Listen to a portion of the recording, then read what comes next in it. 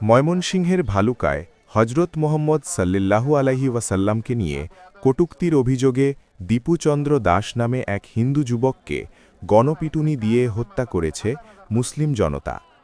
গতরাতে 9:45টার দিকে উপজেলার জামিরদিয়া ডুবালিয়া পাড়া এলাকায় পায়োনিয়ার নিটওয়্যার্স বিডি লিমিটেড কারখানার সামনে এ ঘটনা ঘটে। নিহত যুবক ময়মনসিংহের তারাকান্দা উপজেলার রবিচন্দ্র দাসের ছেলে এবং পায়োনিয়ার নিটওয়্যার্স বিডি লিমিটেড কারখানার শ্রমিক বলে জানা গেছে।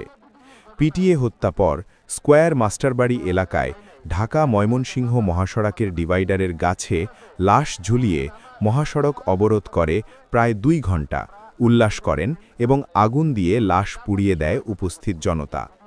এ সময় মহাসড়কে প্রায় 30 কিলোমিটার যানজটের সৃষ্টি হয়। খবর পেয়ে পুলিশ, সেনাবাহিনী ও উপজেলা নির্বাহী কর্মকর্তা সহ প্রশাসনের ঊর্ধ্বতন কর্মকর্তারা ঘটনাস্থলে পৌঁছে পরিস্থিতি নিয়ন্ত্রণে আনেন। পরে অবরোধ তুলে নেওয়া হলে ধীরে ধীরে যান চলাচল স্বাভাবিক হয়। এ ঘটনায় আইনগত ব্যবস্থা চলমান রয়েছে বলে জানিয়েছেন অতিরিক্ত পুলিশ সুপার আব্দুল্লাহ আল মামুন।